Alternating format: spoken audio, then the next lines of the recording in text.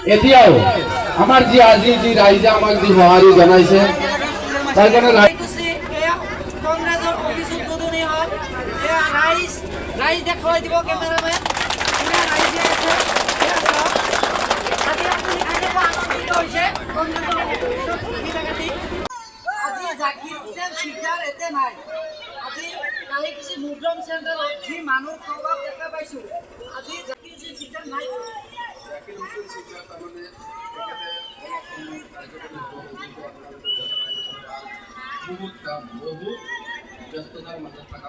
আৰু এজন মানুহৰ ওচৰত যাবলৈ চেষ্টা কৰিম সেয়া প্ৰিন্সিপাল ছাৰ আগুৱাই আহিব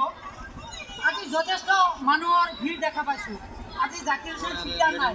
এইটো ক্ষেত্ৰত আপোনালোকে কিমান ভাল পায় কিছুমান মানুহে ইয়াৰ দিয়াৰ তলৰ কিছুমান নেতাই পালি নেতাই কৈ থাকে যে জাকিৰ হুছেইনৰ ভোট নাই এই কথাটো যোৱা বিধানসভাত আমাৰ জনসাধাৰণে দেখুৱাই দিছে আৰু এই পঞ্চায়ত নিৰ্বাচনত আপোনালোকে দেখিব আমাৰ জাতীয় কংগ্ৰেছ দলত এই নৱগঠিত বাকাবেতবাৰী সমষ্টিৰ প্ৰত্যেকটো কংগ্ৰেছ দলত আঞ্চলিক সদস্য কওক वार्ड मेम्बारे कওক তাৰপিছত জিলা পৰিষদে কওক গোটেইখিনি বিপুল ভোটত জয়যুক্ত হ'ব তাৰ এক নম্বৰ কাৰণ হ'ল যে জাকিৰ হুছেইন চিকদাৰক প্ৰত্যেকজন ভোটাৰে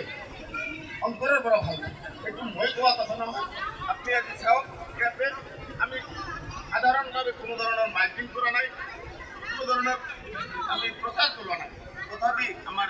কংগ্ৰেছ দলৰ প্ৰতি মানুহৰ যি উৎসাহ দলত ভোট দিছিলোঁ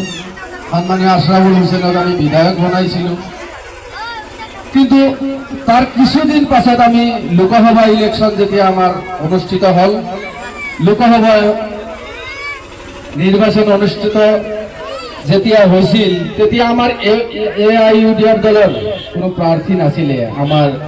বৰপেটা লোকসভা সমষ্টি তেতিয়া UDF দলৰ যিবিলাক কৰ্মী আছিলে তেখেতসকলে ক'ত ভোট দিছিল আপোনালোকে সবে গম পায় ক'ত ভোট দিছিল আপোনালোকে ভালদৰে গম পায় তেওঁলোকে AGPত ভোট দিছিল আৰু AGP BJPৰ মিত্ৰজোঁটৰ চৰকাৰ বৰ্তমান চলি আছে গতিকে আমি UDF ভোট দিয়া মানে সৰাসৰি আমি বিজেপিৰ হাত মজবুত কৰা।